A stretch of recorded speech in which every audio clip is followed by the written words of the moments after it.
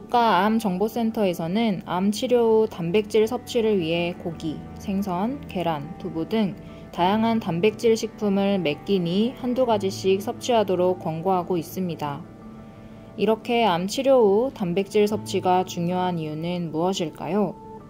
단백질은 체세포의 주성분으로서 피부, 혈액 등 신체 조직을 구성하고 유지하는 데 중요한 역할을 하며 탄수화물, 지방과 같은 다른 에너지 영양소의 섭취가 부족할 경우 체내 에너지원으로도 사용이 되는 영양소입니다.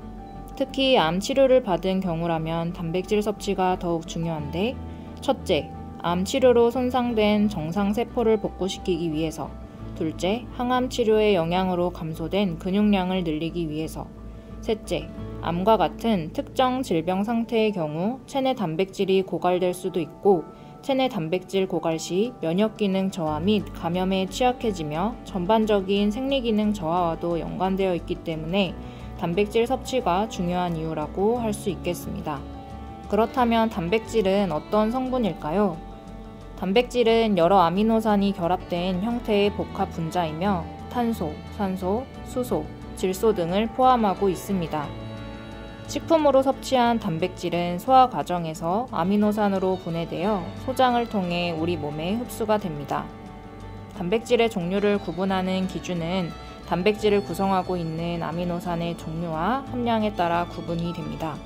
흔히 알고 계신 필수 아미노산은 체내에서 자체적으로 합성이 불가능하여 반드시 외부로부터 섭취가 필요한 9가지의 아미노산이며, 비필수 아미노산은 필수 아미노산과 다르게 체내에서 합성이 가능한 5가지의 아미노산을 의미합니다.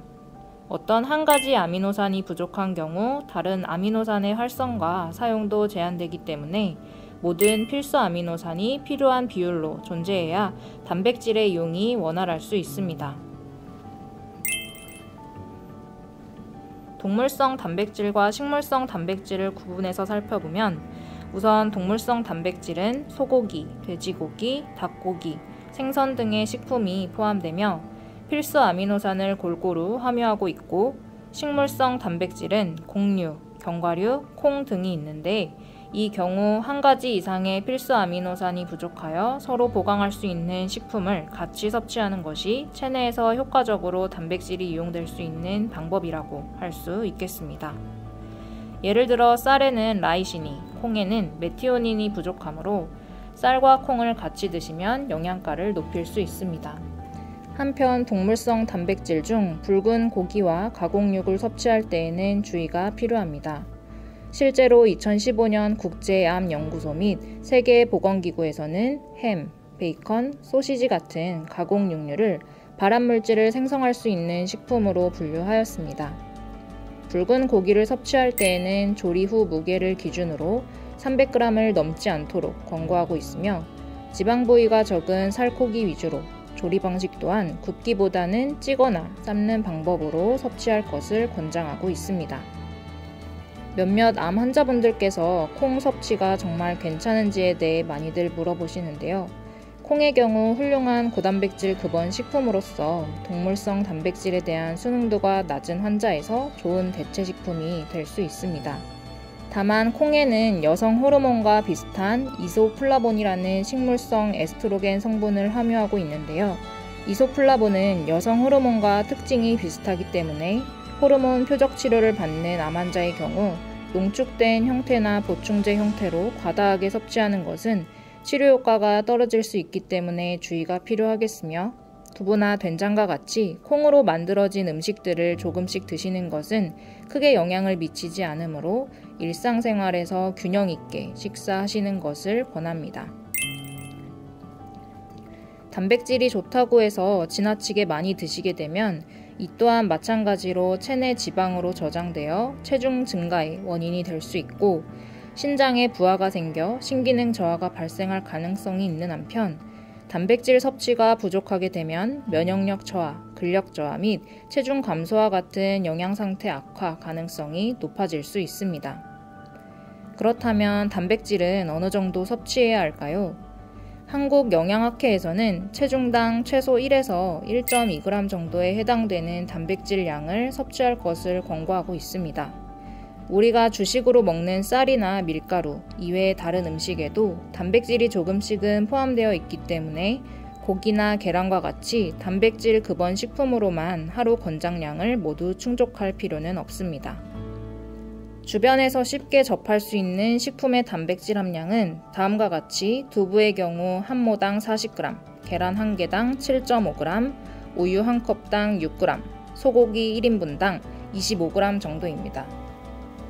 동물성 식품이 식물성 식품보다 단백질 함량이 뛰어나게 높은 것도 아니고 또 그렇다고 식물성 식품에만 의존할 경우 필수 아미노산이 부족할 수 있으므로 어떤 한 가지 식품만으로 단백질을 섭취한다기보다는 다양한 식품으로 단백질을 충족하시는 것이 좋겠습니다.